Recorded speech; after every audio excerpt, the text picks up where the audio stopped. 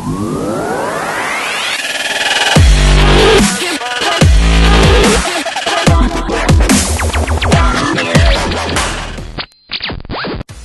guys and girls, welcome to Forgetting Walls, the podcast. This is episode 64. 64! Oh my gosh, there's another voice on the intro with That's me. right!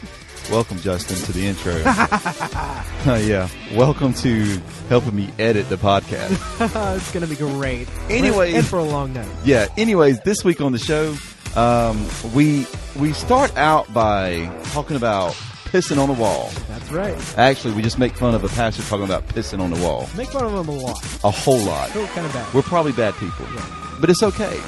And we get into a conversation on traveling and cultures because we mixed the actual recording The original recording. of the show this week. So bear with us. You'll hear Keith in the beginning. You'll hear Keith in the end. But you won't hear Keith in the middle unless you're talking about this Keith. Good riddance. Anyway. Anyways, join the show. Johnson is Sound. We talk about grave robber. Hope you're prepared for that. And we just have a blast on the show. I think we have a really good show for you this week. And we always want to remind you, check out johnsonandsound.com. Darcy is over there writing up reviews at a fire's pace. And also don't forget our intro music, bensound.com. And it's that dubstep, and it's now.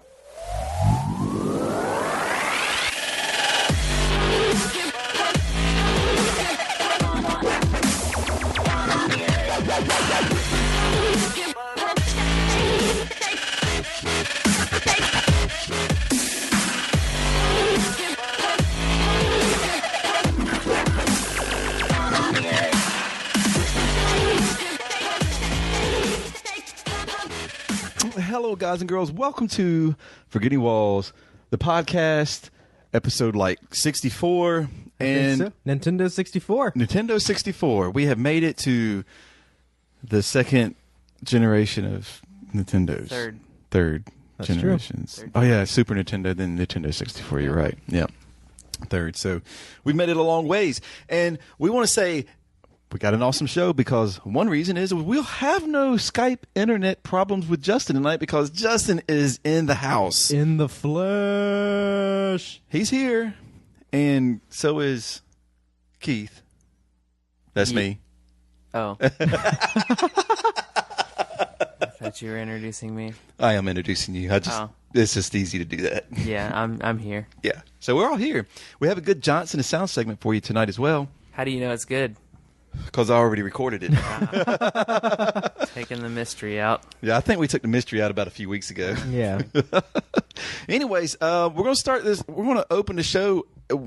I think we're going to just start opening the show every week with video reactions to crazy videos, and normally videos that have to deal with Christianity. Oh, I love it. I love it. It's so much fun, and especially when Keith hasn't seen the videos. I have not seen the video that we're doing today. So it's going to be interesting. It's going to be great. Yeah, it's going to be really good. But I do want to say that, man, it's been a great week. I have recorded. This is the third recording I've done in 4 days. It's been a busy week.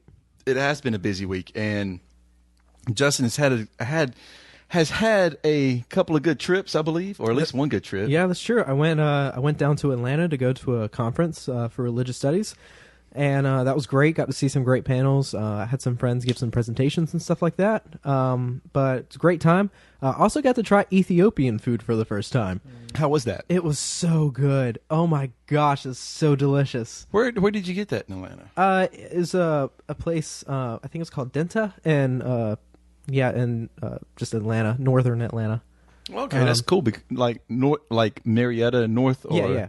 Okay, cool. Yeah, it was so good. I think I'm headed down that way not too long from now. So Yeah. I'll tell you where it is. Yeah, I'll give I you have to the check address. that out for real. Such good food. It's For just real. basically meat and onions, and you have this bread, and it's called the I'm totally gonna injera, and you tear off. It's like a spongy kind of bread, and you tear off a piece of the bread, and you just have this like communal bowl of meat in front of you, and onions and spices and stuff, and you pick it up and just eat it with your hands. I'm down. You eat the food? You eat the food with your, Whoa. and it was so good. It's all it's all finger food, and but it was so delicious, so great. We had the one you can have like 3 like lines of meat basically, and so we had lamb, chicken, and ribeye, and Yeah, I like that.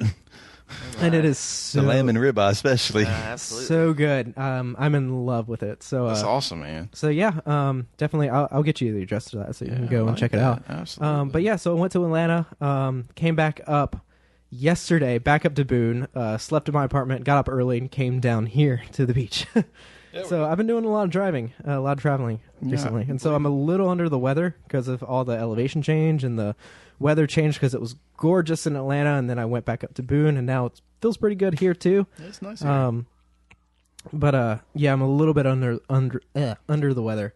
So we can hear it. Yeah. We can hear the phlegm in your voice. Yeah. I'll try not to cough in the mic. Yeah. Please turn it off if you do. You got it. Anyways, let's get to a video, Justin. Let's do it. Yeah. Thanks, Keith. Yeah. Why are you here? Because without him, We it'd wouldn't be have just- this. We wouldn't have this great reaction. No. we wouldn't. So to introduce this video, this is a video. It's by Pastor Stephen L. Anderson. We used this video in one of my biblical interpretation classes in college, and this is basically what not to do or how not to exegete a text. Here we go. I'm excited. I'm going to close with one thing. And this guy's being I was serious. reading my Bible this week, and I kept seeing this phrase jump out at me in the Bible. And you're not going to like this, but you haven't liked the sermon up till now, so why would I try and please you now? You're going to be mad no matter what I say. Yeah, we are. But I was reading the Bible, and I kept seeing this phrase, and I studied this phrase in the Bible. It's used 6 times, and it's used by God. It's used out of the mouth of God. And it's when the prophet is preaching to the king of Israel, Jehu, and he says, Jeroboam the son of Nebat, and he says, "Thus saith the Lord." He said, "I will destroy from Jeroboam him that pisseth against the wall." Have you ever seen that phrase in the Bible? Him that pisseth against the wall. You see that in the Bible. It's used 6 times in the Bible. And it's, 6 is a significant number in the Bible. It's the number of a man. There are different numbers that represent different things in the Bible. Like 7 is the number of completion. 5 is the number of death. And you'll see that all throughout the Bible. People being killed under their 5th rib. Genesis 5:5, Acts 5:5, on and on. You'll see different numbers and significance of numbers. And the 6 times this phrase is used in the Bible. And you say, "Oh, I can't believe you speak that way, that's vile." I'm sorry, but the Bible says that the words of Jesus Christ are wholesome words. And the Bible says every word of God is pure. And so don't accuse me of using bad language. That's what the Bible says. I don't think we have a problem with that. That's not the word. worst. That pisseth against the wall.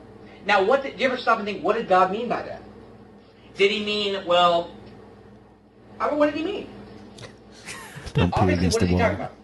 All the men, right? He said, "I'm going to kill all the men that come from Jeroboam." All the men. Because there's a difference between men and women. Men There's piss a against the difference. wall. Women don't. Okay? And so God said, he used that language, he used that expression. And by the way, that expression is only in the King James Bible. The New King James eliminates it. This is what the New King James says. Males. All the males. And the guys who make it, they are that's males. They're not different, men. right? And God said a man is somebody who pisses against the wall. Did you know this? When I was in Germany, you're not even going to believe this. You say, "Why are you preaching this?" Because it's in the Bible. Okay? I was in Germany, and I went to use the restroom in Germany in several different people's houses. I mean, totally different people. And even in public places, they had a sign that prohibited a man from peeing. I don't believe there's a congregation there. I'm not kidding. I mean, you can ask. Did you My hear wife that? is from Germany, and I was there for 3.5 months. They had a sign in people's house. Right here. They had a sign in the public restroom that prohibited, and I'm not going to, it was like a circle and a line through it, and it's no peeing standing up. And I asked my wife, I said, "Is that I thought it was a joke." Like, "Is that a joke?" It's kind of a crude joke. She said, "It's not a joke." She said, "No man in Germany pees standing up."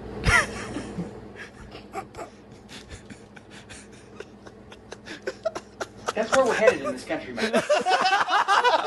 We got a bunch of pastors who pee sitting down. And you say, "Oh, you're being vile." I'm not, hey, then God's being vile. God's the one that says the Bible. We We got pastors who pee sitting down. We got president of the United States probably pee sitting down. We got a bunch of preachers. We got a bunch of leaders who don't stand up and piss against the wall like a man. And I'm going to tell you something. That's what's wrong with America. You don't like it? You don't like an old-fashioned Bible that tells you what being a man's all about? Because it's called the King James Bible. And if you don't like that term, piss against the wall, then you know what?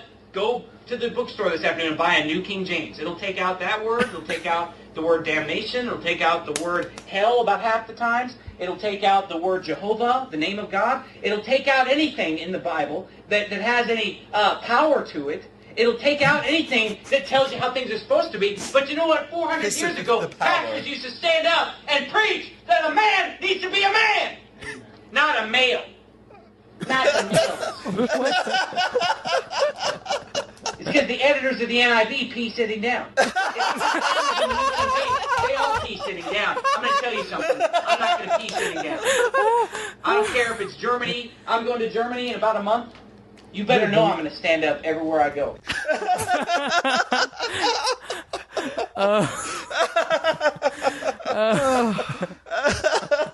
Man, I've seen that video so many times. Oh, It never gets old. It never gets old. There's pastors in this country who sit down and pee. That's what's wrong with America. That's today. what's wrong. Not income inequality, not institutional racism, but pastors who pee sitting down. I was going to say, I was like, man, is there actually a congregation in that? Because in that video, all you see is him. Right. And I'm like, I wonder if there's a congregation. And then I hear a dude, hey, man. Hey, man. Oh, good How you Lord. feel about that, Keith? Initial thoughts.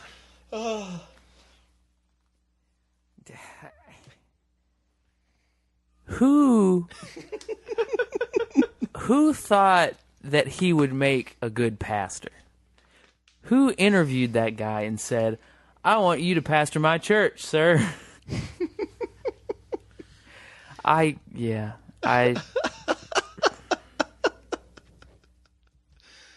Oh, my gosh. What did that have to do with anything? Like, seriously, what kind of sermon was he preaching? It's the word of God. That's what the Bible says. The King James Version says, pisseth. I can't even say it. It's gonna be so, pisseth against the wall. Come on now. He is the pastor. Let's blow him up. He is the pastor of faithful word. I can't even talk tonight. He's got me all twisted. Faithful Word Baptist Church in Arizona. Of course. Okay. Arizona. But yeah, so that video is pretty old. It's at least 4 or 5 years old. Yes, I think. it's old. But yeah, we use that in one of our introduction biblical interpretation class, and be like, this is how you don't do it, because there's so many things that just went wrong. Oh my gosh, it was terribly wrong. I mean, calling the editors of NIV, they probably sit down and pee too. I mean, it's first of all, I don't think the congregation wants to imagine. He's like, you better believe I'm going to be peeing standing up. Like, I don't. TMI, bro. Yeah, way too much information, and it's got to be. It can't be like a church that hired. It's got to be his church. He must have started that church. I can't imagine. Tempe, Arizona. Just to let you know, 2741 West Southern Avenue, Suite 14. Right. Okay. Well, that's where it's at. And it's interesting because you were asking like what kind of interview process he went through and all this, and I can't speak to that. I don't know that history, but I can tell you I worked as a youth pastor. He's a Mormon. No, I'm just playing. They can't see the pictures you're bringing up, Keith. He's got like 900. He's got That sounds weird out of context. Yeah, exactly. I was just.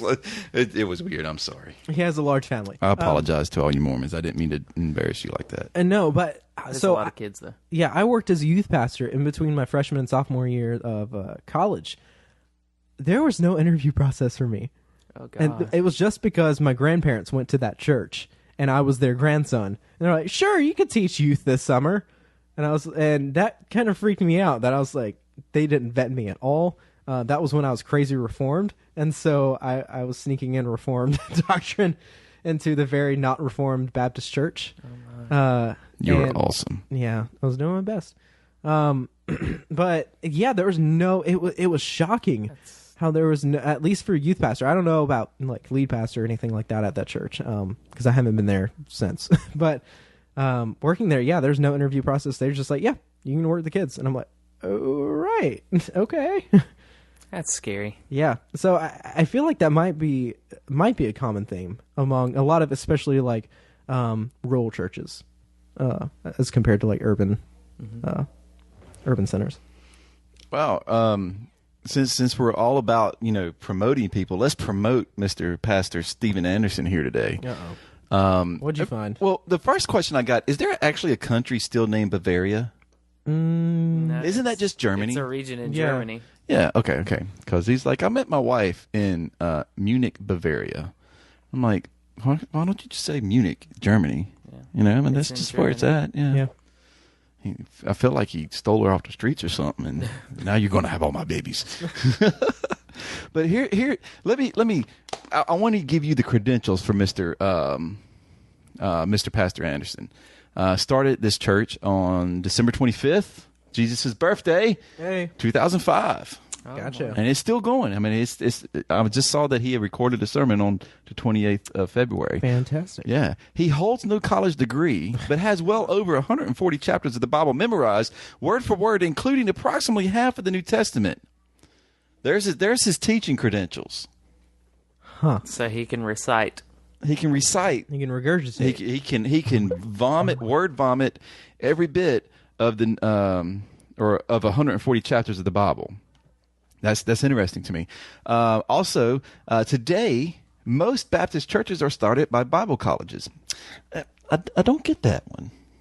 I don't get that most Baptist churches are started by Bible, not through the Southern Baptist Convention. I know not. No. The convention helps starts most of those churches. Yeah. Who are sent out by, and church planters are sent out by other churches to plant churches, not Bible colleges. Last time I checked. Oh, I'm not Baptist, so I have no idea. Well, it's not just true. But I mean, in general, churches in general are not founded by Bible colleges. No, typically not. Yeah. Are they? Does it say? Are they SBC or are they? No. I was about to say. We're going to get to that. Okay. Yeah, we're going to get to that. So he says, however, the Bible makes it clear that the church is the pillar and ground of the truth, not a school. Okay. The church is the pillar and ground of the truth. They didn't have Bible colleges back then. Yeah. Okay. Faithful Word Baptist Church is a totally independent Baptist church, and Pastor Anderson. No surprise. And Pastor Anderson was sent out by a totally independent Baptist church to start it the old-fashioned way, by knocking on doors and winning souls to Christ. Well, that would actually make them a missionary Baptist church, but just because he doesn't know that. Anyway, sorry. God has blessed Faithful Word Baptist Church tremendously. God has blessed it, and they know it. Thousands have been saved, and many have been baptized. Now, thousands have been saved, and only many have been baptized. Those numbers, though. Again, not surprising. Yeah. And many more have learned to win souls both door to door and in their daily lives. Now, it's not that we're making fun of Pastor Anderson. It's just it being a Christian person and hearing and seeing this and then seeing these, this is our pastor. I mean, all this is done by him. This is not their church. This is him doing it. And it's a video of him, basic soul-winning demonstration video by Pastor Anderson. He seems to love that phrase, soul winning. Can we watch that? How long is that? Might as well. How long? No, 9 minutes and 59 seconds. No, we don't have time for that. Oh man, we may have to. Condensed highlight version. Yeah, I wish. Just the basics, man. Can we just see him walk up to the door? Hold on, he's walking to the door. Knocks on the door. You should knock on the door frame. You can hear it through the entire house, not directly on the door. That's rule number one. Hi, how you doing? Pastor Steve Anderson. Just want to invite you to Faithful Word Baptist Church. Do you go to church anywhere? Or? Yeah, I go to Grace Community Church. Oh, okay, yeah, right here on Southern Avenue. Well, listen, more important than going to church, though, if you were to die today, are you 100% sure that you're going to heaven? Kurt Cameron approach. I think so. I'm a pretty good person. Okay. This is a video set up. Yes, obviously. The person want to open the door, seen him, slammed it right back. Well, my thing is that I think it's less about soul winning and more about saying, hold on, let me go back here real quick. Yeah, I go to Grace Community Church. All right, so if there is a Grace Community Church in that town, he has just now made it made their name, try to make them name look bad because besides that, if you died today, where would you go? Right. You know, he goes to church. Like, so my first question. So even though you go to church, I'm just going to go ahead and ask you: are you going to heaven or hell? right. Where would you go today if you die? The grave. I mean, that's the first place I'm going. I'm sorry. It seems strange to me too, because he answers the question like, "Yeah, I go to this church." He's like, "Oh, okay," but he's still giving the pitch to like, "Oh, you should come to my church." Yeah, that just seems so strange to me. It is very strange. Oh my gosh. Oh no. He has. Oh no. What did you find? You really need to go to faithfulwordbaptist.org. No, you don't. Don't encourage that. Don't encourage that. Oh my gosh, he's got videos and DVDs and stuff, and he's got it transcripted. Transcript of all he calls it major films by Pastor Anderson. Major films. That's the overstatement of the year. And you can also go to his website at faithfulwordbaptist.org and learn how to memorize large sections of the Bible with ease. This is like an HTML site. It is so good. In March 18th, he's going to be in Atlanta, Georgia for Soul Winning Marathon. Oh, I'm going to have to go to that. Pastor Anders preaching in Texas. Well, we won't go to that. No. He's got Soul Winning Marathons. Soul Winning Marathon. What does that even mean? And that's another topic conversation. What about that makes me so uncomfortable, that phrase soul winning. Like what does that even mean? What do you mean by that? What are you trying to get at by winning souls for Christ? Like, I hear soul winning and I think of like Crowley and Crossroad Demons. Well, that's fair. That's because you watched that show. But to me, it's like soul winning. It's separating people. It's what do you keep finding? Is this a gold mine for you? It is, because I'm like, it says 10 years of Faithful Word Baptist Church, and it says anniversary, and it stops there, right? And I see the pastor, the Stephen guy on the thumbnail, and he's like pointing at something and looks like he's yelling. It's probably accurate. Yes, he looks pretty animated. Oh my gosh, we have spent way too long on this. He knows that there are men peeing sitting down in that building, and he's not happy. Happy birthday, Faithful Word! Oh, that was so cute. He hired him. Oh my gosh, this is too much fun. We need to do the whole show on this. Hey everybody, Pastor Stephen Anderson here from Faithful Word Baptist Church in Tempe, Arizona. It's Christmas and this time. month It's our we're anniversary. Celebrating 10 years of. Okay, I can't do it. Nope. Can't do it. Okay, people, listen. It's a satire, okay? Well, the church is not a satire, but our interest in It's it. real. It's a real church. Unfortunate. And it's actually happened. Over 12 million MP3 sermons have been downloaded from this website. What? For satirical purposes only. Oh, okay. Okay, no. No, that's probably real, man. Can you believe? Is there a way we can verify that? Yeah, probably not. I mean, did he just like throw a number out there? 12 million? That's a lot. That is a lot. That is a lot. But you have to ask how many sermons since 2005 are there out there? Yeah. You think, maybe one. Let's do some quick math here. You have maybe one a week for That's 2 weeks. how many years now? It's been, That would be Say 10. yeah, let's 11. 10, 11. Yeah. Yeah. Say Let's 10. say 10. Yeah, 10 years. Yeah. So that's what, 520 sermons Yeah, roughly? yeah. Still a lot. Yeah. Let's- I mean, you let's- double it, it's 1,040. Hold on. Let's trim that down to just saying 500 sermons. Yeah. Sure. And then what is 12 million divided by 500? Oh, that's a good question. I wish I should know this. I was a religion major, not a math. 60,000? Yeah. I think 12 million. Yeah, 12 million. 24. Whoa, hold on. That was wrong. That was Yeah. iPhone calculations are going on right now. 24,000. 24,000. Yeah, okay. So each episode had to be downloaded 24,000 times. Something's fishy. Look, Yeah. I still think, I know our podcast don't have a lot of listeners, but I'm sure we get more listeners than his I sermons would get. hope to God. Anyways, guys and girls, we spent way too much time poking fun at this church, and it's not because we're just poking fun at it to be mean. It's like, listen, be real. Think about what people are saying. Don't get sucked into somebody's garbage because they think they know something more than you do. Read the Bible for yourself and realize what he's saying is a load of crap. True. I guess we'll be back in a minute. Fair enough. True. All right. Peace.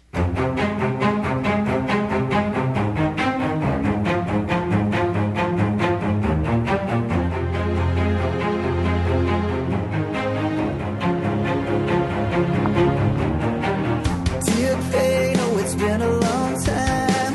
Remember when you were holding me tight? I would stay awake with you all night. Dear shame, I was safe in your arms. You were there when it all fell apart. I would get so lost in your beautiful lies. But I let you go. But you're still chasing. Go ahead, you're never gonna take me. You can mend, but you're never gonna break me. I was yours, I'm not yours anymore. Oh, you don't own me.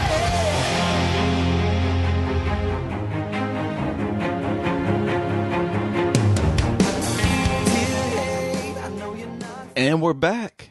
And that was Disciple with Dear X, You Don't Own Me off the Horseshoes and Hand Grenades album. Is that the first time that we've had Disciple on the podcast? I think it is. It's kind of strange because it's like one of my favorite bands. Yeah, I figured. Yeah, I mean, that's probably one of my favorite songs by them. Very nice. Yeah, I like them. I've seen them a few times live. They do a great live show, but they're a pretty amazing band.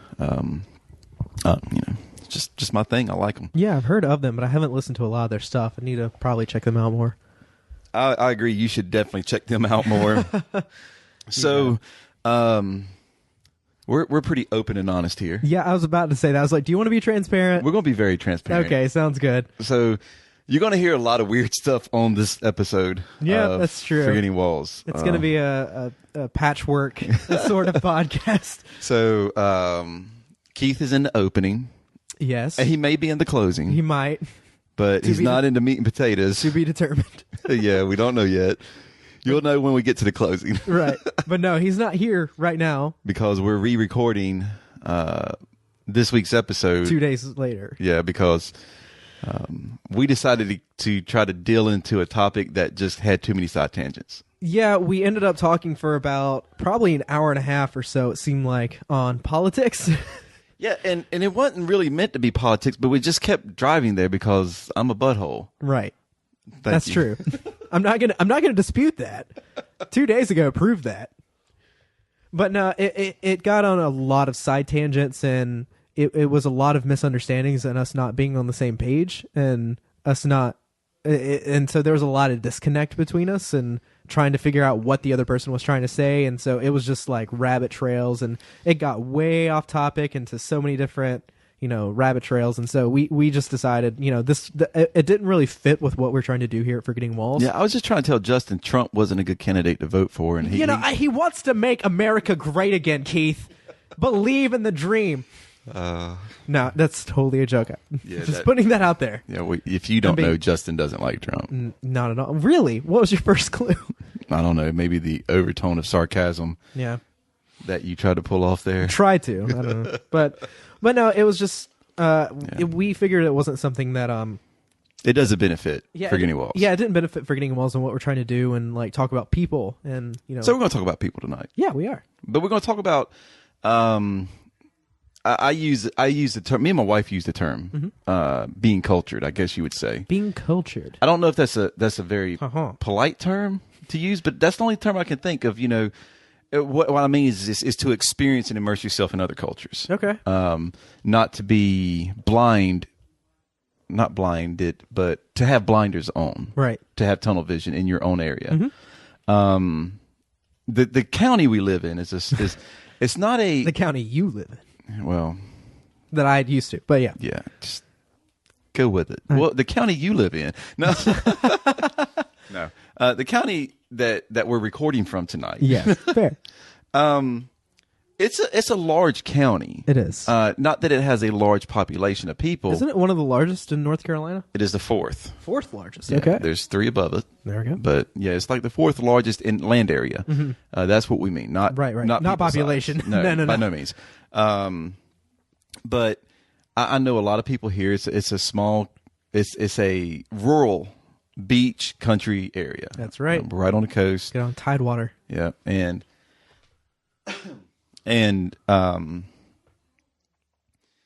I talked to a lot of people in the county, and I have found out that there's people who have never. Now, our county is situated between the small city area of Wilmington and Myrtle Beach. Right. They're not large metropolitan areas, but they are considered cities. Right. Myrtle Beach is steadily growing. The Horry County area in South Carolina is growing like wildfire. Yeah, and they're a big tourist destination. Very big tourist so destination. people know So we settle in between those two. I have met people now, and let me be specific. Each area is 45 minutes north and 45 minutes south, about the same. Smack in between them. Yeah. So I've met people who have never been to either one. Interesting. Really? Have never left. Like I've literally talked to one person. I mean, and they said they never left the Charlotte.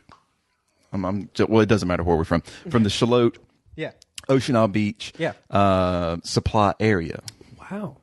in Bolivia, town hall there, Yeah, or right. county seat. But Yeah.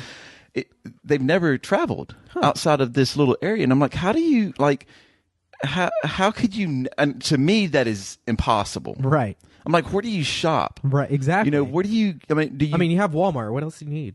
Well, Belk. You have Belk, Belk, too. yeah. Because you got your high class society Belk. The good old Charlotte Mall. I was like, it's like, where do you shop? It's like, what, Belk? Because oh no, that's too high class for me. I'm like, well. But my thought was like, how could you never go to Wilmington? I mean, the airport is there. You've never traveled anywhere? No, we've never been outside of this area. I'm like, how do you experience other things and other cultures and broaden your horizon and your perspectives by not traveling outside of this area? Yeah, and that's something I can resonate with because, so in my family, I grew up just south of Raleigh, in backwoods area. My family so for the past about 2 years, I've been going back and trying to trace my family roots, and because really nobody in my family knows where we're from, ancestry.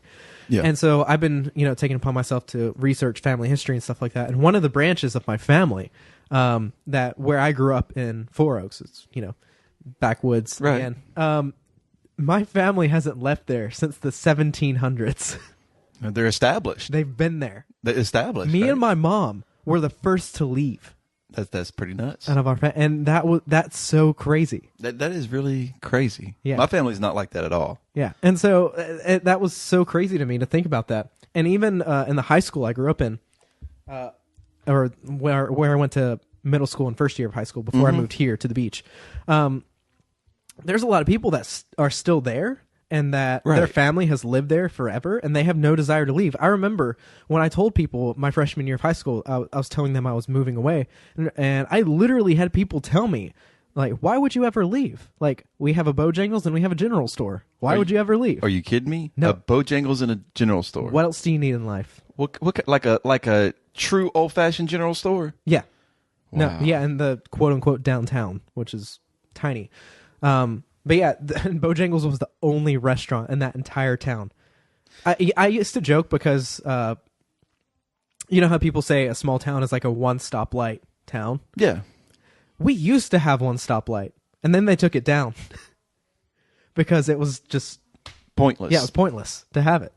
I know places like that. Yeah. One stoplight town. Yeah, and so people I'll look on Facebook, and every once in a while, I don't have many people that I'm still friends with on Facebook from there, but I'll still look, and they're still around, still in the same place. And it's just like, it's so crazy. It's really amazing because, I think about my family, and my family, both sides of my family have, well, my dad's side of the family is travelers. They were all military, and they've been all over. And it's really cool because, like, my grandfather, my dad's dad, amazing traveler, amazing culture, loved, books. He was a genius who wasn't educated. I would say that. Gotcha. The stuff he did, the stuff he created and built, and it was amazing to me. And the places he'd been, he was one of the people who helped build the Superdome in New Orleans. Okay, gotcha. Yeah, he worked down there.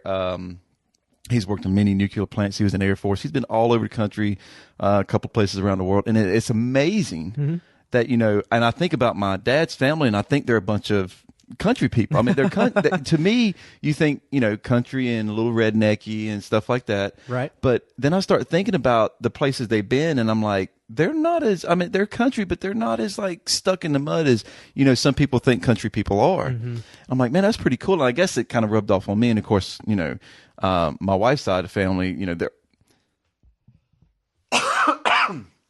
they're traveled people. And of course, being, her mother's side of the family is, all from across the pond from an Asian country. They're Korean. Right. But, we probably have established that a few times on the show. No, we have. Yeah. Yeah, exactly. She's going to probably beat me for saying it. But our thing is, it's like, but I always wonder, I'm like, how, and then I start to see why people are hateful. People resent other people, because I think it has a lot to do with not being experienced in other cultures and understanding people, because things that are different, sometimes scare people. Yes. I think. And I think that's where, I hate to go to, a whole Jedi thing, but fear leads to hate. And I think, and you say, well, that's kind of silly, Keith. That's so science fiction. But think about it. If you're afraid of something, you tend to get mad at it because you can't understand or relate to it. And being angry leads you to hate that thing because it is different and you can't understand it. So it's very interesting, to think about that, because we was talking about it, trying to get a good topic for tonight that relates back to people, and I think this is a bigger topic than we actually envisioned in the get go. Right. So well, let's use this. I'll use this story for an example. Okay. I may have used it on the show once or twice before, and I may not. I don't know. My memory's going here, Justin, and so is my voice and I'm stuttering again. All right, calm down, Keith. You got it. We got it. Anyways, it's just me here. Yeah. When I was in basic training, I got to, and when you go to basic training, the first thing you realize is that you're going there with a lot of people from a lot of different places. Right. So you're going to experience a lot of different things. Now, me, I wouldn't say I'm well cultured, but or well traveled by this point, but I had been to a few places by this point. I've been to a lot of large metropolitan areas, New York, DC, places like that. I lived in and don't get me wrong, our county, even though it may be small and rural, it is pretty diverse between, the schools being very desegregated. There's a good mix of, especially between the white kids, the black kids, and we had a good dispersion of Mexican and Central American kids too at that time. So it wasn't like I wasn't, I'm not used to it. And of course, if you heard our episode with Sean Lavelle, not your typical white kid. But anyways, I rode down on the bus or our van when we left Raleigh from our MEP station. We went down. There was about 4 white guys, 2 white girls, and about 7 black guys on the van. And we just, we loved it. It was so much fun. Right. And, we're all hanging out together, and we get to the reception, and, you're taking off your van, and you're rushed through all this processing and paperwork. So nothing's really catching. So everybody's in there, and we're going in there, starting to put you in your platoons and your little barracks areas and stuff. And at the end of the day, after you eat chow and you're going in for that very first time you're going to get in with you're in this big bay of people, 64 guys, right? This is before the co-ed stuff. Yeah. This one was just straight up dudes. Right. All right. So we're in there, and you got 64 dudes, and you got 64 bunks, and you're all in there, and you're all meeting each other for the first time. You meet people from all over the country, and it's so cool. But yet there was this one kid, all right, hovering, hunching in the corner of the bay. Okay. And a few of us started like, what is up with this kid? Is he scared? Is he homesick? Is he sick? You know, we don't know what's up with him. So a few of us went over there and we started talking. It's like, hey, man, so what's wrong? How? And he would say nothing. So, you know, a couple of us guys went, grabbed me, freaked out. And I'm like, and he was pointing to a couple of us. So a couple of us went over there and we knelt down and he's like, gotta tell everybody else to go away. And I'm like, okay, I guess he may be shy or something. And I'm like, I don't know what's going on here. Right. So what is wrong? And they go, are they real? It's referring to what I think he's referring to. And I'm like, what's real? And he pointed to, and it was one guy, Trotter. God, I can't believe I remember that kid's name. It's impressive. It is impressive. I mean, this is almost 25 years ago. Jeez. Yeah, it's a long time ago. Older than me. We used to play this card game for money, and he used to kill me at it. Gotcha. So I lost a lot of money in basic training. Gotcha. But Trotter, he pointed to Trotter, and I said, well, yeah, he's real. He's a human being. You can touch him. And he goes, no, I can't touch him. And I'm like, what do you... And kind of to bring the story down a little bit, to make it short. Come to find out, he goes, he's never been in the presence of an actual black person before.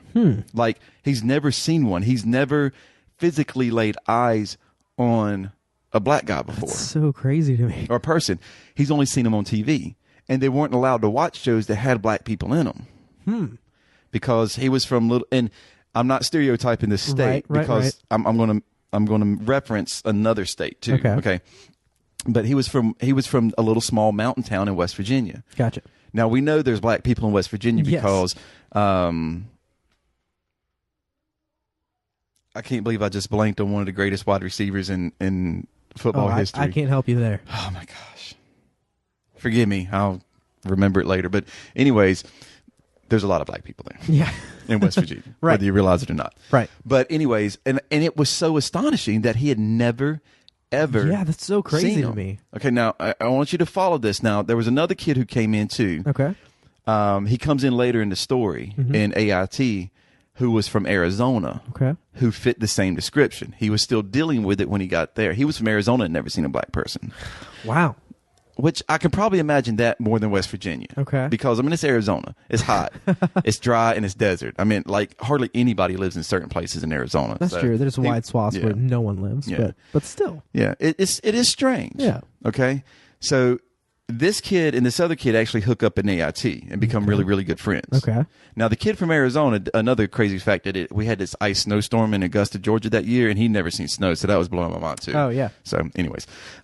So we kind of got this one kid used to being around, you know, all the fellas. Right. Whether, no matter what color they were, Hispanic. Well, that's not a color. What ethnicity they were. Right. You know what I mean? So he kind of, not really, but he was still a little shy and hesitant and everybody. But, I mean, our drill sergeants we had 2 black drill sergeants and 2 white drill sergeants. And you should have seen the first time that black drill sergeant yelled at him. You thought you literally thought he pooped his pants. So anyways, this fear, yes, and you don't think about it. I never really thought about it. But okay, we get to AIT, and some unknown reason, this kid is actually the same MOS I am. Okay. We get put in the same platoon, same company in AIT, and he hooks up with this other kid because they both, I guess, have this unnatural ability. I guess racists have this unnatural ability to connect to each other. Hence the Trump campaign. But right. Go ahead. Good shot. Thank you. But what happened was there was a they roomed together. You have barracks inspections. Right. Barracks inspections. If you don't understand barracks inspections, they come through. Your floors have to be perfectly shined, no scuffs. Your bed has to be made hospital corners tight, literally bounce a quarter off of it. Yep. Your wall lockers have to be presentable. Everything has to be, just perfect. Dressed right, dress down the middle, right? Right. And I don't know what these guys were thinking. Oh no. Now, when I say closet racist, it's not because I think they were just trying to hide it from everybody. They were just, I don't know if they were ready to come out. Yeah. Gotcha. But they came out in a very big way. Oh no. So drill sergeant in AIT, and I know this story might go long, but you want to understand what I'm saying? Right. So my drill sergeant, Drill Sergeant Mac, what a last name. We called him. He referred to himself as Daddy Mac. There you go. So Drill Sergeant Daddy Mac, he was the bench press and squat champion of post. He bench pressed more than me and you weight put together, and that's a whole lot of weight. That's a whole lot of weight. Yeah, because I'm a heavy boy. But I mean, it was amazing. This dude was jacked, and he'd do push-ups for days, and I'd die.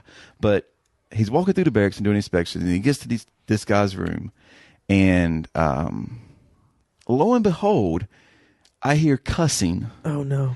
At the top of his lungs. Oh no!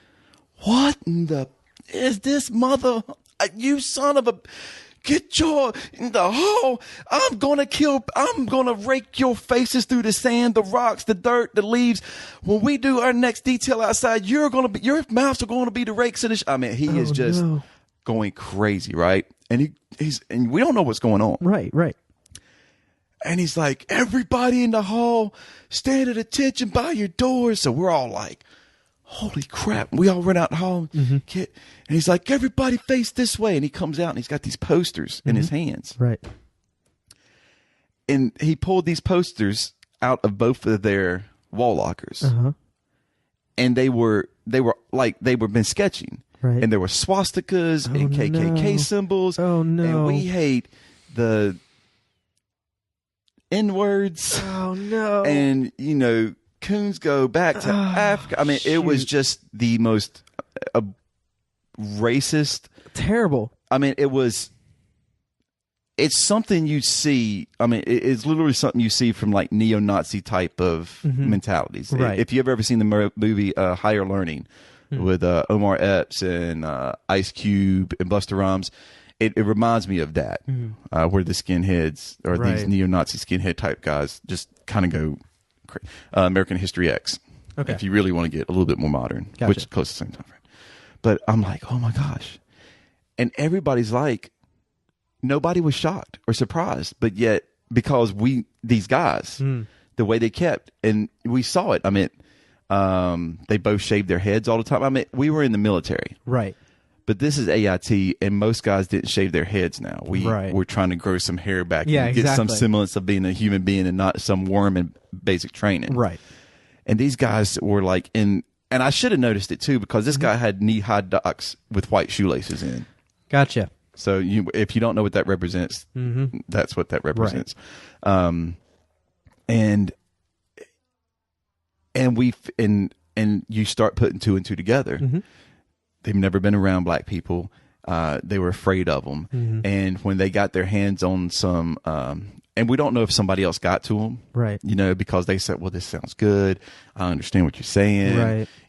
Whites are better. Blacks are superior. They're monkeys. This, that, and the other. I mean, these are the things that were coming out of their mouths. And white supremacy sort of ideology there. And I chalk all that up to not being experienced to other cultures and people. I mean, that may not be fair to assume fully, but I think that's where it starts. Yeah, I think that's part of it. Not being exposed to other cultures and not being exposed to new ideas and ways of thinking about it. And I think that's an interesting thing. Before we analyze it, though, what happened to them? Did they get kicked out or just reprimanded or? Well, one was discharged. Okay. And the other was recycled. What we call, he was put into another unit because I think one was leading the other. Gotcha. And the other was just because of his fear, he followed along. And I don't know what happened to him after that, but I know after that day, I never saw him again. Gotcha. Well, never saw him as in a part of our unit. Right. It was weird. I've never experienced racism. I mean, I've experienced racism and seen it from other people, but I hadn't experienced it to that level yet. So that was interesting. Like the neo-Nazi level. Yeah, because that was a whole. I mean, that was a whole nother level of craziness to me. Right. So only things I've seen in the movies. Yeah, exactly. Yeah, and I think that is really interesting. That.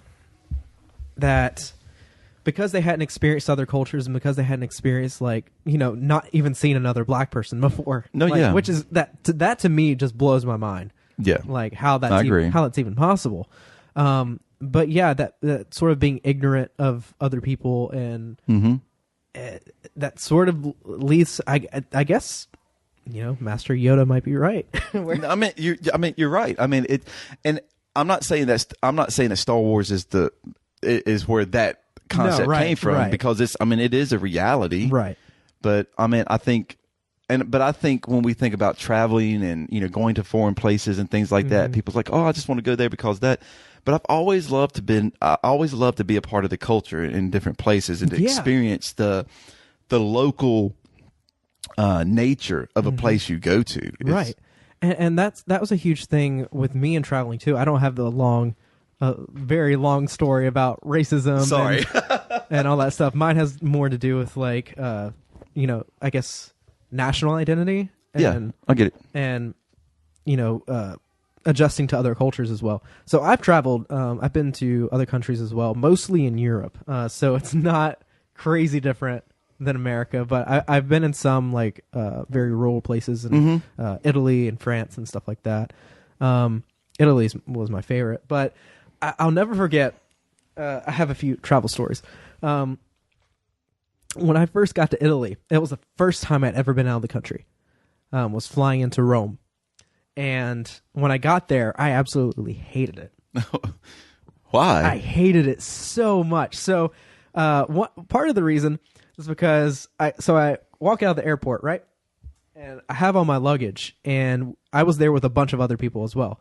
And I was at the back of the group, and we were crossing, just walked out of the airport. We were crossing the street, and I was at the back end of the group. And there was like a bunch of cars or whatever. And as soon as we walk past, a car comes by and clips me and hits me. My first, not even 50 steps onto Italian soil. And I get hit by a freaking car. And then we get to these like really sketchy black vans with these dudes in like black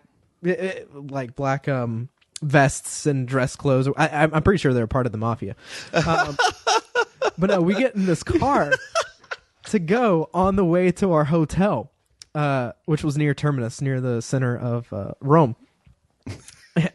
And so we get in the car, and it is the most insane car ride I've ever been on in my life. I thought I was going to die. Like, people cutting each other off and driving incredibly fast. No regard to any sort of road regulations or anything like that. Yeah. And it like just turning the corner really, really quick and feeling like we're on two wheels. And oh my God, when we got dropped off, I like kissed the ground when we got there. It was so crazy. So silly. And I mean, it is silly. But we were there, and just like I thought the people were really rude, and like people were honking and flipping each other off, and I'm just like, oh man, this is really, people are mean here. Like, oh my gosh. Yeah, I know. It was a while back, yeah. but I was being experienced to a new culture and stuff like that, and really after 3 or 4 days there, I got super used to it, and I was fine. I was accustomed to it. I was accustomed to dealing with people, talking with people, and not minding people yelling at me, like not taking those things personally, because it isn't a personal thing. You're just in their way. And so that was really interesting for me to go through, because it was sort of a different way of handling things than in the South. Yeah. And even like traveling north, it's more like that anyway too. But not only there, and it's not only like interacting with other people and stuff like that. It changed my idea of like religion and what I believe. Right. Traveling had a huge impact on my shifting of religious beliefs, which I feel like everything these days has a shift, like it has an impact on my religious beliefs. But going there, and at this point I was pretty dang reformed. Because this was my freshman year of college. Yeah. And I was pretty heavily reformed. And, a lot of the fathers of the Reformation, such as, Luther and especially like Calvin and stuff like that, are pretty anti-papist and pretty, the reason for the Reformation is against Catholicism. Yeah. And so, through reading all those things, I was like, oh, Catholicism is terrible. It's the worst, it's all these man-made rules and stuff like that. But then actually going to these cathedrals and going to mass and seeing and seeing the people, live their faith and see how they, lived out what they believed in Catholicism, whether it was going to mass or, doing, all these different things. It was so eye-opening to me, and it showed me a lot of like the beauty in that religion, even though I didn't ascribe to it at the time. Right. And it really just shifted my whole worldview, just going to all these different places, and experiencing more of the world. That was super, super important. Yeah, I can see that. For me, just on a religious level as well. Yeah. I chalked that up. I'm thinking, go to Haiti. Yeah. I went to Haiti. Yeah. I was down in Haiti, and super great experience. I love the people. Of course, I love the food. See, I travel and I love the food. Oh my gosh, the food in Rome, the food in Italy. Oh, I'm sure. Best food I've ever had in my life. I'm not going to say So it'd be the best food I had in my life, but yeah, it's probably really good. It's up there. Yeah. But you want to talk about crazy driving?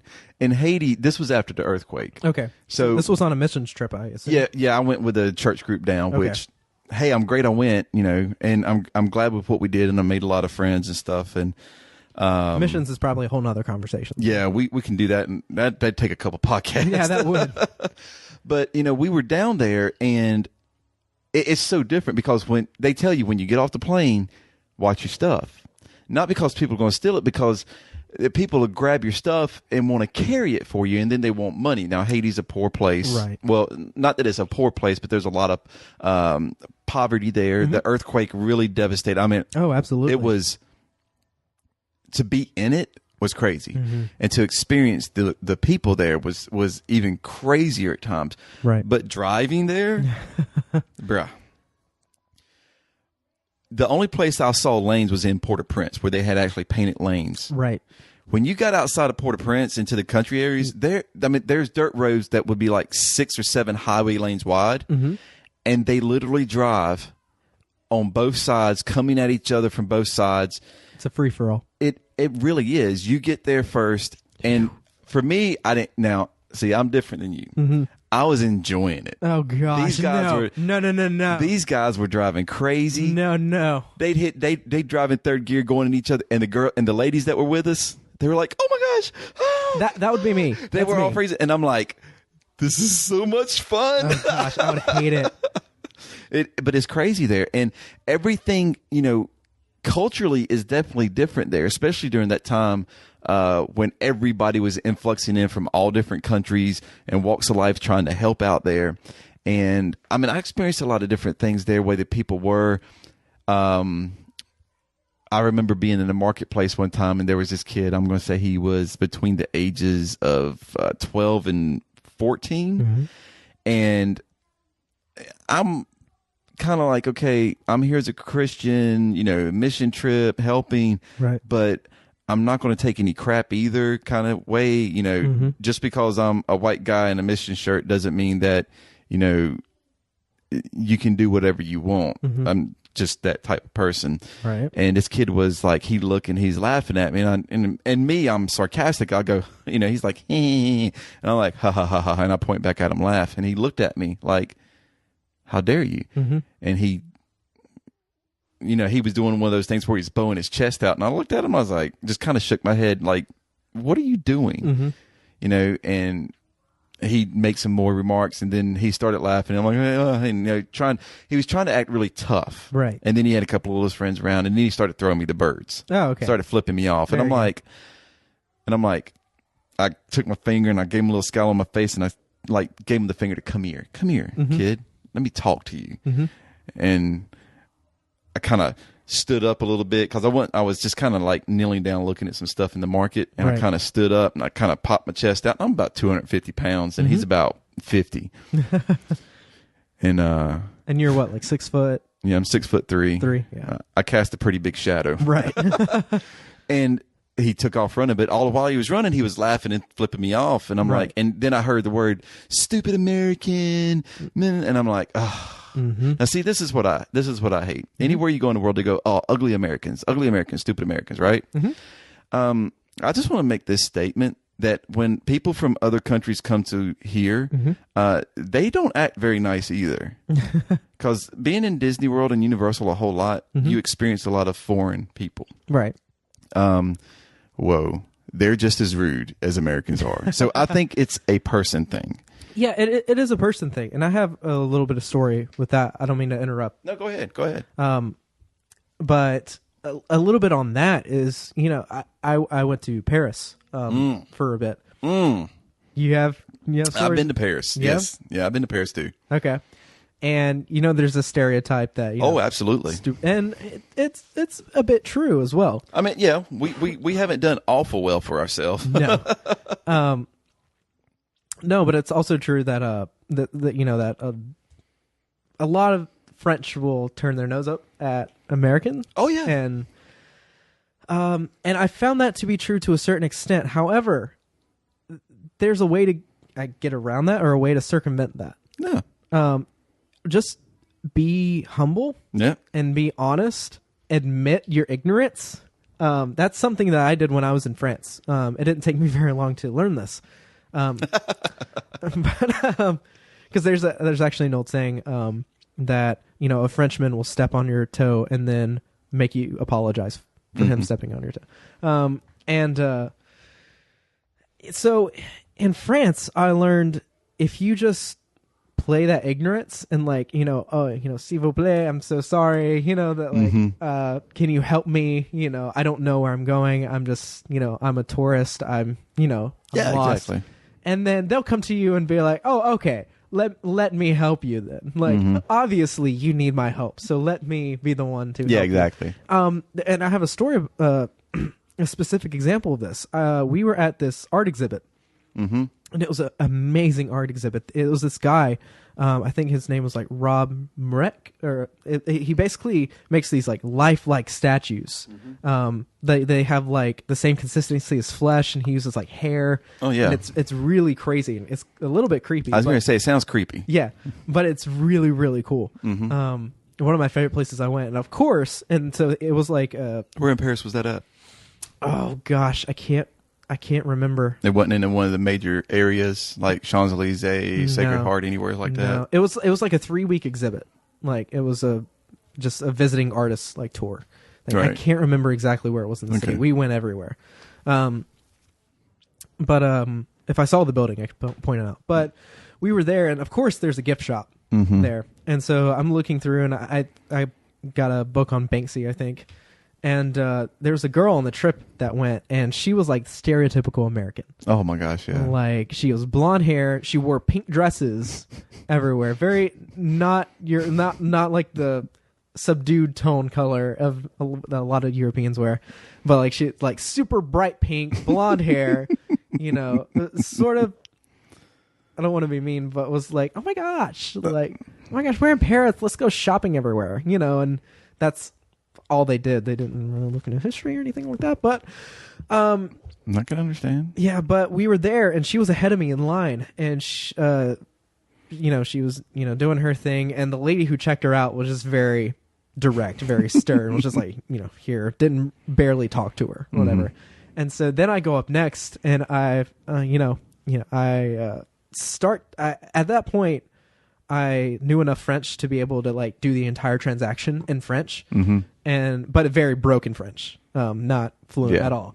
And so I was stumbling a little bit, and she laughed, and but it was it wasn't a condescending laugh. It was more how cute, and trying to help me with pronunciation and stuff like that. And, and she was smile on her face and very very nice, very genial, and that was one of the best interactions I had. Just her trying to help me through the French and being very very kind about it. So that's one thing I found is when you go to other countries and when you go to other places and other cultures, don't expect to make them conform to your standard.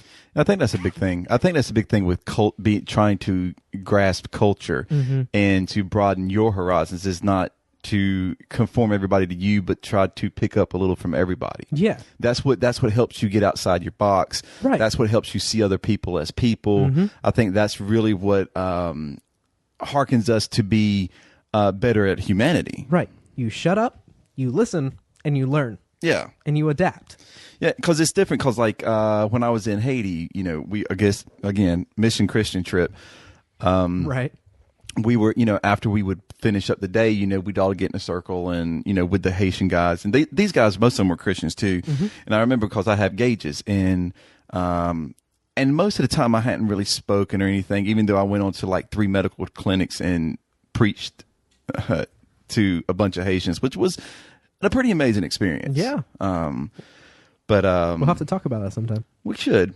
But that day when I was out working, like doing the house building and stuff, I just kind of kept my mouth shut and worked, because it was hot in Haiti. Right. Just crazy hot So in I've Haiti. heard. And we was there in October and it was crazy hot. I'm a cold weather person. So. Yeah, you would melt, literally. Yeah. But at the end of one day, I just started talking about, praying and Christ and all these things, it's just like these things were flooding through my mouth. And this guy goes, "You're a Christian?" And one of the Haitians, I'm like, "Yeah, I'm, a pastor." And he's like, "Really?" And he goes, "But, with the holes, the things in your ears, Yeah. when we see that, we think voodoo is bad. It's very bad." And I'm like, "What?" And my thought and my words came, "Well, why hasn't anybody told me?" And they go, "Oh, we just thought you were here helping. We didn't know you were a Christian." And I'm like, so based on what was on me, you just automatically assumed that I wasn't a Christian. Right. And I'm like, that's crazy because that's one thing I learned, that there's certain things that are a norm no matter where you go that are not always positives. Like that, being judged based on things you wear, how you look. Right. They assume that you're one way or the other. They don't take the time to try to get to know you relationally. Right. That's something that did strike me, and that doesn't strike me odd here in the States because I'm used to that. Right. But you don't think about it being the same everywhere else, which it is very much a thing everywhere else. At people everywhere you go, you will be judged by the way you look. Oh, absolutely. So, but I've been to France. I got some pretty good stories from France because I was in Dinan up at the North Country. Okay. North Shore. North of the country, yeah, but at the North Shore side of France. Was in Paris, Ecouen. We stayed in Ecouen over at the old castle and stayed in the slave quarters, which was pretty cool. Right.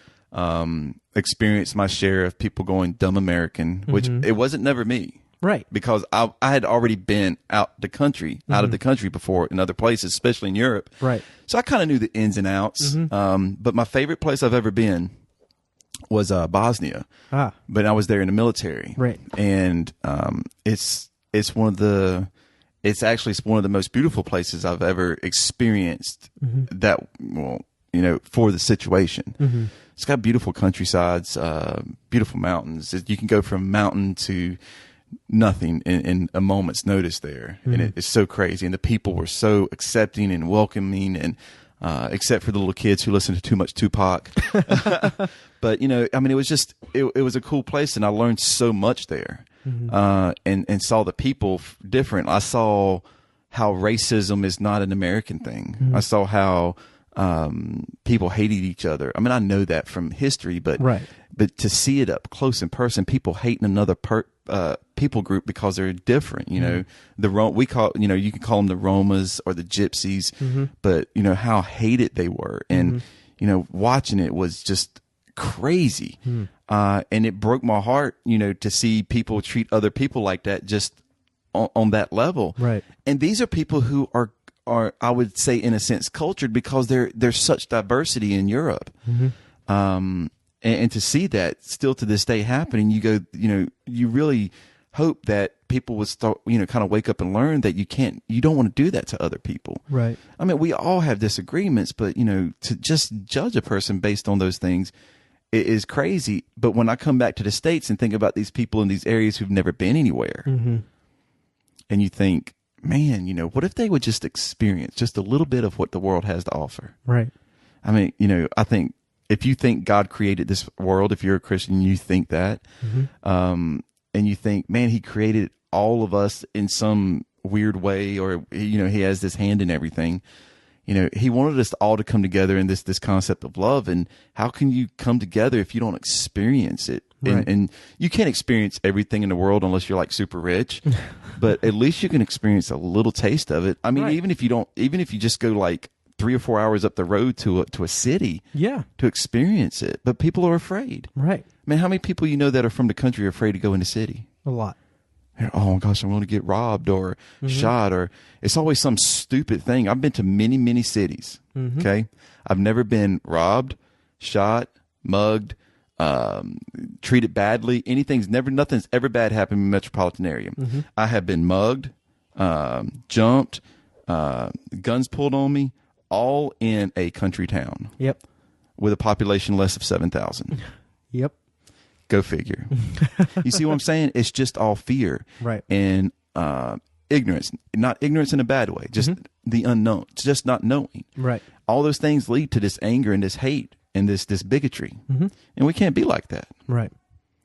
And I understand that there are some people who can't travel and who can't. No, exactly. Like what we were saying.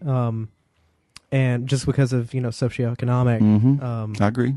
realities that are there, you know. There are some barriers. There are barriers. And, you know, I feel very honored and very, you know, privileged to be able to go and Me travel. and you both. And, you know, but even if you don't have the ability to, you know, go to another country or whatever, you know. Everybody's getting the internet. We have the internet. Stay off Facebook and YouTube. And 4chan. But you have the ability to go and, you know, be with people who are different than you. Oh, yeah. And go to places that you've never been before. I mean, Unless you live in North Dakota. right. Where you're far from everything. You know, and that's one cool thing about America, though, is that, you know, we have all these states that are so different from one another, unless you're in the Midwest. They're so different from one another and so diverse, and you don't have to have. You just got it. Just got Thanks. it. I'm Appreciate sorry. it. No, that's cool. And you don't have to have like a passport to get in between them, so you can just go to all these different states, all these different places, and experience places that you've never been before. And Yeah, I agree. you know, I've been all across the nation. You know, I've been to the West Coast. I've been, Yeah. you know, pretty much everywhere. And it you know, go America. And if you want to travel for free, join the military. That's fair too. And you will travel. Yeah, that's fair. Not maybe places you want to go, but you will travel. Well, I mean, I don't know. I mean, maybe settling on points here as we close up. Like we just kind of told stories. It was kind of good just to conversate about stuff we've done. And I mean, there's a point to all this too. I mean, you know, we want to love people.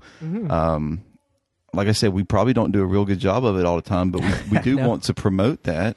We do want people to see other people as people. And, you know, that's why we work together at it. You know, we're not perfect people. We're not going to get it right. But if we kind of raise awareness to it and say, hey, you know, expand your horizons, get out there, get out of the bubble. yeah, get out of your own little world, get out of the way of yourself, and go experience something. The world is huge. I mean, and in terms of the size of the universe, actually, the world is really, really small. But Super small. But but the world is a pretty big. It's a beautiful, expansive, wonderful place full of diverse and amazing and super cool people. super cool people who are much different than you and Yeah. who have very much different views than you do. But you could learn something. And you can learn so much. Probably a lot about yourself too. Exactly. Traveling expands the Go mind. travel. Go travel. And look, man, I'm telling you, you can go take a long weekend in a lot of states that are real close to you for less than you can imagine. Get hotwire.com. That's not a sponsor spot. It's just telling you. I mean, there's so many things you can do now for really, really cheap. Yeah. And experience stuff. And if you really want to experience diversity, take a trip down to Orlando. You don't even have to go to Disney World or Universal. Just go down to Orlando, get you a nice little cheap hotel on International Drive, and just go take in some of the sights and sounds down there, man. You would be amazed. So speaking of Orlando, we're recording this during spring break. I swear, all my friends are at Disney World and Universal this week. Don't you hate them? On Snapchat, that's all I'm getting is fireworks from 10 different angles because everyone is there.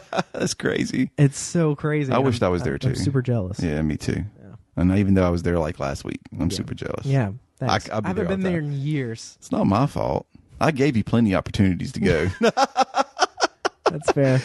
Well, guys and girls, we appreciate you sticking around. And I mean, if there's nothing else that we can tell you is that, just from our stories to hear different points of views of where we've been and people we've encountered, go make your own stories. And you know what?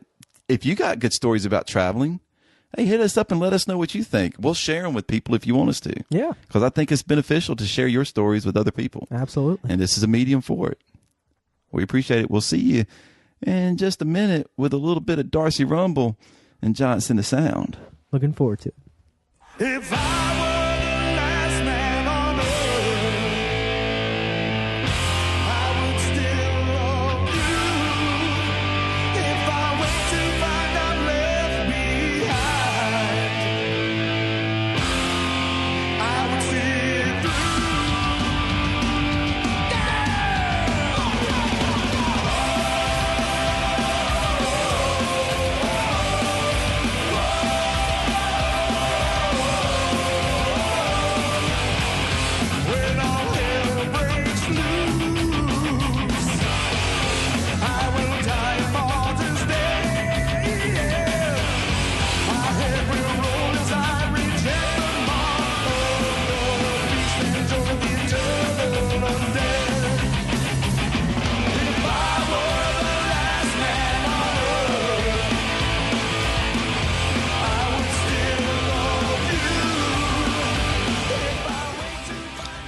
All right, Grave Robber bringing us into the Giants in the Sound segment. That was Last Man on Earth. And, okay, I actually can't get enough of that band. So we had to dedicate a whole segment to Grave Robber after we just threw in a little mention or two of them last week. But I hope y'all are ready to forget some walls here, because they're bringing punk rock and horror, goth, subculture and Christianity together, which sounds kind of crazy initially. It's an interesting combo. It is an interesting combo. Yeah, I actually found, I was just looking up to see what some other people were saying about this band this afternoon, and came across some rather angry bloggers doing horrible reviews of Cornerstone Festival after they saw the band playing, and were just horrified by this creepily masked group called Grave Robber, who looked like they came off of Tales from the Crypt. And they said, just having things like this there, they said the organizers of Cornerstone Festival are wrong with a capital W. They are purveyors of filth.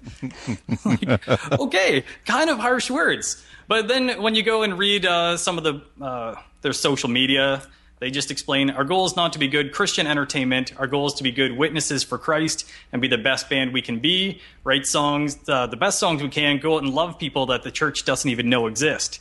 So yeah, because I'm trying to think of other examples of bands that make it a purpose to kind of go into, especially subculture that kind of shuns Christianity, like black metal or something is kind of the only other equivalent I can find. But, okay, let me explain just a little bit. For those not familiar with the band, punk rock, kind of obviously Misfits inspired. Very much. But their live show is, sometimes there's blood cannons, or they are just like, they said they'll have at Cornerstone Fest, they said, we beat the snot out of Santa on stage this year. And, so the lead singer is holding a bloody shovel, and they have zombie masks, and they're covered in blood and just gore. I really wish I could see Keith Hughes' face right now. This is very interesting to hear. See, I'm so glad you're here for this one this week, Keith. But see, so it doesn't seem like it goes together. But they say that, Grave Robber is speaking to this subculture in their own language. They explain in their mission statement that the same way Apostle Paul did with philosophers at Mars Hill in Athens, kind of when their worldviews were all skewed, he brought them the gospel using their own poetry and artwork. Right. So Grave Robber's trying to do the same thing with this crowd that, youth pastors and people have said to them, thank you. There's no way I, in my, suit at the church, could present the gospel in a way that these kids are going to connect to or listen to. But so let me break down some of the imagery a bit and how the band actually got started. They were listening to Because when you think about it, like, the Bible is just full of, death and blood and gore. So they were listening to a message in church on Romans 6:11, which instructs to reckon yourselves to be dead indeed of sin, but alive to God, yet alive in Christ. And that was preached just before communion, which, was symbolically eating the flesh and drinking the blood. And they're like, wow, we are zombies, really. So this kind of just putting together that imagery, they're like, yes. And just throwing around those ideas, they're like, we need like a Misfits type band, but bringing a gospel message. So it's kind of brilliant the way they built this whole metaphor, even with the imagery. So the skull logo with the mouth sewn shut symbolizes death finally silenced by Christ. The red paint splattered all over them symbolizes the blood of Christ covering their sin. The zombie masks are symbolizing our earthly flesh, or kind of sin nature fading away as we push into Christ. And the shovel represents Jesus as the Father's tool to remove the dead in their transgressions, saving from the eternal grave. So really just kind of using all the imagery and typically, the evil kind of stuff, but really pointing towards the gospel. What are your thoughts on that, Keith? Which Keith? Either one, but I saw Keith Hughes kind of smiling, like he definitely had something to say. Oh, I don't know that I have all that much to say. It's interesting. I don't know that I would have pulled that imagery out of that, but the fact that someone can is very, very interesting. I don't know exactly how I feel about it. I wouldn't be against it per se. I definitely think that their overall mission statement is quality. I think what they're trying to do is very, very useful in the modern world that we're living in, because there really are a lot of people that just they don't quite feel church culture. It's there's a whole lot of the music and a whole lot of the Christian subculture is just distant from them, distant from who they are, distant from what they're interested in. So I would be interested to actually see them live, to actually see what it's like, because it's tough for me to picture this going on. I'd love to see him live. Yeah, I think it'd be cool. That sounds really cool. Blood cannons and all that stuff, and Masks Man. It sounds like a Slipknot concert. That's seriously what I was thinking at first. I was like, this sounds like Slipknot, except with punk instead of like whatever the heck Slipknot has turned into. I don't even know how to a genre to fit Slipknot into. So right. I mean, it's interesting because I like the concept. I like the idea because, we were talking last week, was it? We were talking about, I get all my podcasts confused. So at some point we were talking about, some people can't come into the church and grab a hold of that CCM. Right. I think it was this last week on Healthy Sarcasm with Robbie. So. We were talking about it. People who come into a church who aren't Christians, it's got to be a weird experience for them. The music, the whole atmosphere, everything that goes on, if you're not familiar with it or you're not a part of that culture. So, for them to have this, I guess, venue for people who are in that culture, I guess you got to have, at some point you got to be all things to all men at some point, right? It's not something it doesn't look like they're doing anything quote unquote sinful. It's just they're presenting an art to a group of people who are attracted to that and giving them a gospel message through it somehow. We played I Want to Kill You Over and Over Again last week on the show. Lovely song title. Yeah, and but when you listen to it, when you listen to the song and you start thinking about it and you start, putting two and two together, you're like, wow, it makes a whole lot of sense. Oh, yeah. And so even looking at some of these titles, as somebody who grew up in church and, I'm fairly familiar with the Bible, I'm like, oh, I can kind of definitely see where they're going with this. Or songs like Reanimator, which is about Christ's resurrection and victory over evil. And some of it is just like Fear No Evil, just pulled half the song right from Psalms, which is super cool. But yeah, so it's kind of cool that they said a lot of their fans are not even Christian people. It's just really as mission ministry. So they're playing with bands like, you know, whoever the Misfits lineup was a couple years ago, but like lots of bands with ex-Misfits members, like and Michael Graves and guys from Gwar, like Mobile Death Camp and stuff. So they're getting these super cool opportunities to play with, just these bands who definitely have a mission, or, you know, so to speak, very separate from theirs, but still kind of that community within the music, and reaching these kids who would love to go see a blood-spattered band at a club, but would not step into church, Right. which is kind of neat. And so this band, as we mentioned last week, is going back to Exodofest, which definitely fits right in with the mission of that whole festival, to reach kind of these people from the underground kind of scenes like that. And it's kind of cool how they funded the campaign to go down there. Is they had special edition T-shirts printed up that you could purchase, and all the proceeds from that would go towards funding the trip down. So I wasn't able to help them out this year. I'm just chatting them up and giving mad publicity this year, I guess. But yeah, last year was cool. It was the Grave Robber logo with the Mexican flag over it. So I made sure to rep it as many non-conventional places like Taylor Swift concerts and such. Okay, Taylor Swift concerts. That's a whole nother podcast. It's definitely a shift. True. Well, I like the fact that we're able to promote, and hey, I guess they paid attention when they get tagged, because they did like the fact that we did play a clip of theirs last week, and we did it again this week. So that's really cool. So that is cool. Yeah, just they're all about connecting with the fans, and so if you want to check out more from this band, they're on all the social media, and it's cool. They just love fan interaction. They're always asking opinions like, hey, what kind of theme should we tackle on this next record? Or, hey, what do you think of this T-shirt? Just making sure, you know, they're very connected with the people who are supporting them.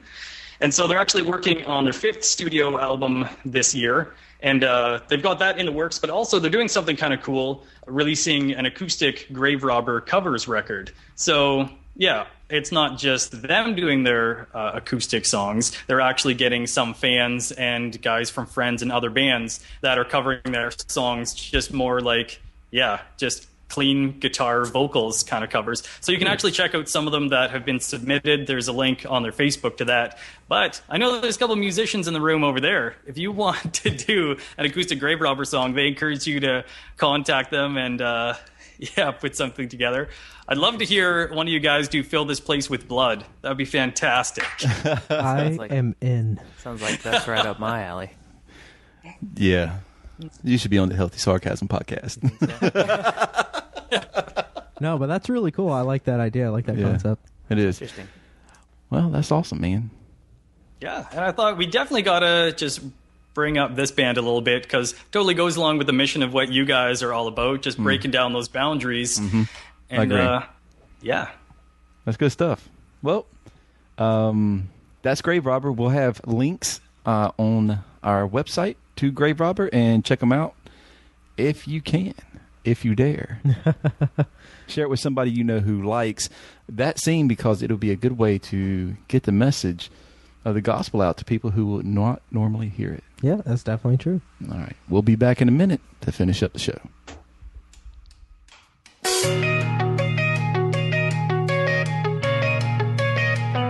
I wanted to sit out of this one, but my God, you're so convincing. I said I won, I mean I draw, but when the well broke down, came a mouthful of lies. I set my teeth in the kingdom come and spit out my years. It's just like got me. This your business, what I'm about to say. The last touch between us took this all away. I don't believe for once that I could let this go away. It's right behind these eyes of mine, even if I stay.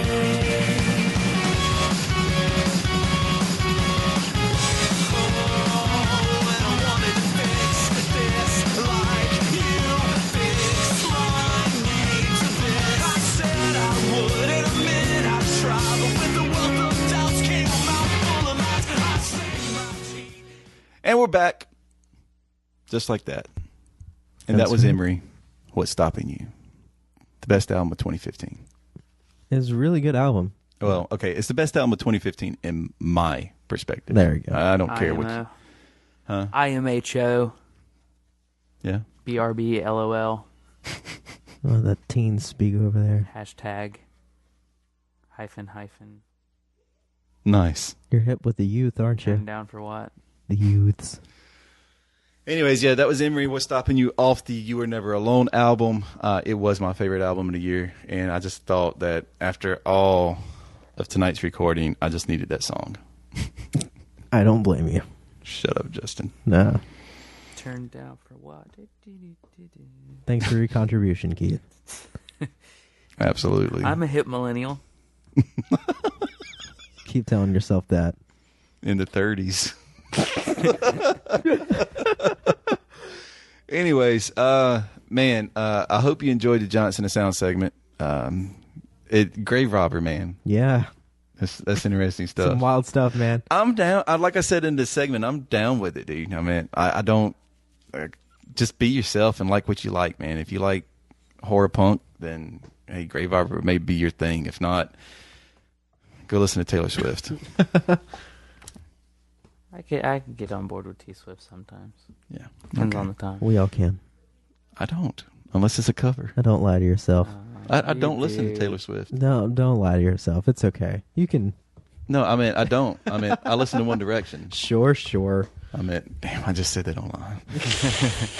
It's okay. Is that more redeeming? No, it's not. Exactly. Well, yeah, it is because I kind of like. I mean, I like Taylor Swift songs after they've been covered. Okay. So I guess I like Taylor Swift songs. No, it doesn't work. Anyway, speaking about music, man, in our area, we've got something like happening, and like people are like, oh, we don't care where you live. In our area, Snoop Dogg is going to be at a local festival. Yeah. Snoop. See, and when I first read the thing, I was like, is he not Snoop Lion anymore? When did that happen? Right? he realized Snoop Dogg's the way to go. Yeah. Snoop Doggy D-O-double-G. But Dougie Fresh is going to be with him, dude. I'm so stoked about that. I mean, Dougie's the man. Yeah, man. I mean, come on. Dougie was like the original, like, super duper beatboxer. Yeah, it's an interesting lineup this year. They've got some pretty big names. They've got Snoop Dogg, they've got Dougie Fresh, they've got the Avett Brothers, which of course they'll play any festival in North Carolina. Yeah. And someone else, I can't remember. But I mean, Dougie Fresh. Dougie Fresh, 6 minutes, you're on. Justin's like, I'm shaking my head. I don't know what to do. I have no idea what that is. You're such a millennial. I know. Man, Dougie Fresh is the man. Slick Rick, Dougie Fresh. What's the stuff? That was like where hip hop began almost. Like, well, no, kind of where it began. I'll take your word for it. Like Kendrick Lamar and all them boys. I mean, yeah, I know them. They wouldn't be where they are today if it weren't for like those guys and Dougie Fresh. All right. That's how I feel. Fair enough. I mean, then again, I'm the old guy. Mm-hmm. But, you know, Keith's right there with me.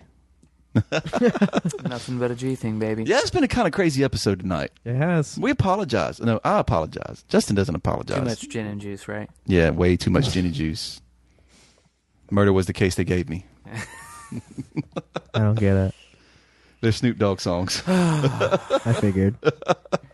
Wow, Justin is a millennial. He is like super. Like, man, I mean, like my kids know Snoop Dogg songs, but then again, they have me as a parent. Yeah, that's. I could understand. I could understand your parents probably didn't listen to Snoop Dogg. No. My parents didn't listen to Snoop Dogg. There's like a big generation gap between. I mean, but just between me and your parents. Yeah, absolutely. Where you're the same age as a couple of my kids, or around the same age, right? But yet your parents is like a full generation outside of where I'm at. Yep. Isn't that crazy? It is crazy. Kids don't have kids. No, I grew up with Motown and Elton John. I mean, I grew up with some Motown. Yep. Bro, I get down with some Motown. Oh, me too. Marvin Gaye with some my Terrell. gosh, baby, tell me what you're saying.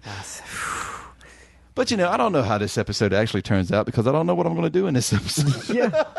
It's going to be some editing magic. Yeah, Maybe we're going to do some crazy stuff. Maybe man. some re-recording. We'll see. We don't know yet. You know, we may say, let's just scrap it all and do something different. I don't know. I got to go back and listen to it. Yeah. But I know we're saying this at the closing of the show. Mm-hmm. So they're like, what in the heck's going on? Right. What happened? So what ended up happening is we got on some tangents. There were some rabbit trails that were followed. Then we shot and Look. ate the rabbits. My trail's not rabbits, more like rhinoceroses. Yeah. Oh, you're not supposed to shoot those. Exactly. It's illegal. No, they're extinct. It doesn't matter anymore. In all 50 states, it's illegal to shoot rhinos.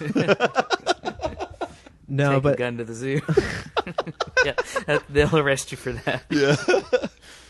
Yeah, we got off on tangents. I got off on tangents, and then I kind of... There was times, though, Justin, that I just wanted to hear you talk more.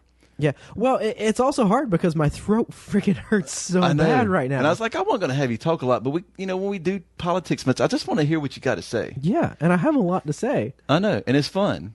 But then I got upset about one little thing. Yep. And it wasn't Justin's fault. It's not something Justin said. It's just something that's in the back of my mind all the time here lately. And I really hate politics. And I just let you go with it. Yeah, it's Justin's fault. Yeah. He's actually in the house, and he just couldn't let it. If we would have chose a different subject, if somebody else would have chose a different meat and potatoes tonight. But Snoop Dogg's going to be in Wilmington. That's true. That's pretty cool. That's pretty cool. I like Snoop Dogg. I like He does it some too. good stuff, man. I don't know. I think that overall, when we think about what's going on, I mean, hey, the first segment was great. We talked about a pastor. We made fun of him, actually. Yeah. A lot of fun of him. Keith likes that. He's deucing it I feel a out. little bad. I don't feel, I mean, that's my thing. I don't feel bad because Not even a little anybody, bit. I mean, honestly, anybody who listens to that, can you give that person, like, I mean, a credible, like, anything?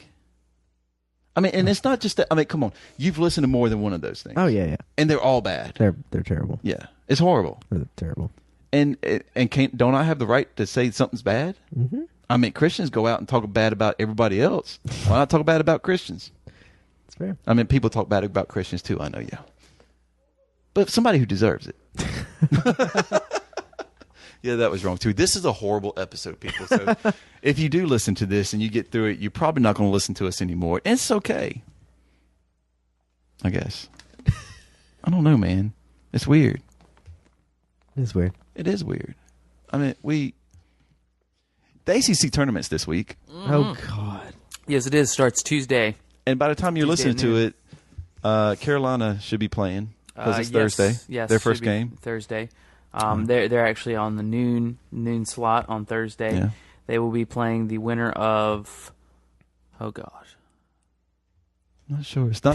Pitt Syracuse. They'll be playing the winner of Pitt Syracuse. Who does Duke play if they win their round? I can't remember. Is it Notre? It's Notre Dame. It's Notre Dame. Yep. Yeah, Notre Dame. Yeah. Yeah. That's gonna be a crazy game because Notre Dame's good this year. Yeah, Notre Dame is good. They were good last year too. Duke, of course, finished sixth in the ACC. Yeah. North Carolina finished number one. Yeah. So That's all right. We took one game this year. That was all we needed. yeah, took one game. Shouldn't have. I wish that that. one. And it's weird that we took it. They took each one at the other's Yeah, home floor. an interesting little thing. Yeah, it's weird. Yeah, Like you couldn't win on your own home floor. yeah. But Duke wasn't slotted to be a good team this year, anyways. But They I still were love them. Preseason top 10. No, only preseason top 10. Yeah, whatever. Yeah. Preseason top 10. Then they won a few games and then started losing badly Yeah, to teams they shouldn't have lost to. because Coach K doesn't develop his bench. You're right. But Saying. Justin, did you like that conversation? So you try to salvage the podcast by talking about sports? Hey man, people like to listen to people talk about sports. Yeah, a lot of people do. Sure. A lot of people That's do. why sports radio still exists. That's true. I'll give you that. Yeah. But you got to talk about the ACC tournament. That's a big thing in our area. I'll take your word for it. I mean, I want you to think about it like this. My grandmother, love her. Okay. She was a great woman. Probably the best woman that ever walked the face of this earth for one simple reason. She loved me. No. But she would come get me out of high school to come home and watch the tournament. That's how big it was. She would come and sign me out so I could cut school to watch the tournament. And we all did it. There's a lot of us that wanted to do it because you can't watch the tournament in school. Right. Because it's on during school hours. Yeah. That's a great woman. That is a great woman. It is. And it's a big thing for us. I mean, I know, Justin, you're not a big sports fan unless it's tennis or golf. And you probably don't watch a lot of that anymore. Unless it's a, national debate on politics. Yes. Is that a sport, debating? No. Okay, just making sure. But, sports is a big thing. Has a lot to do in a lot of people's lives. It makes me feel better. Good. It de-stresses me. Good. Watching people like Knock the crap out of combat. each other. They don't do that in basketball. I know. Well, they do, but it's not supposed to happen. Right. Oh, Grayson Allen tripping people. Grayson be tripping. That was pretty good. I'm sorry. That was pretty good. Anyways, Justin, we had to do some sports talk. Fair. Had to. I mean, I gave you politics. It's the best part of this whole episode. What are you talking about? Did you give me politics? You got to speak your mind, homie.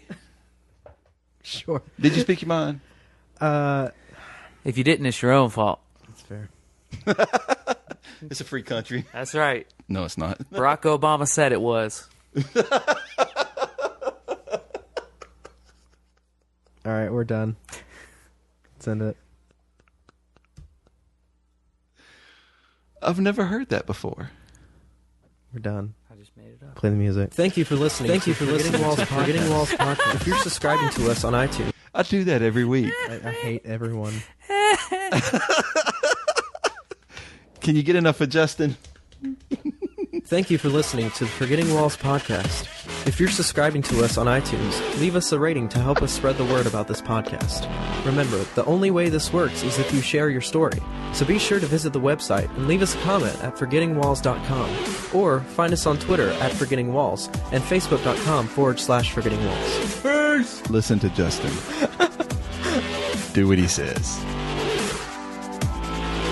I find your lack of faith disturbing.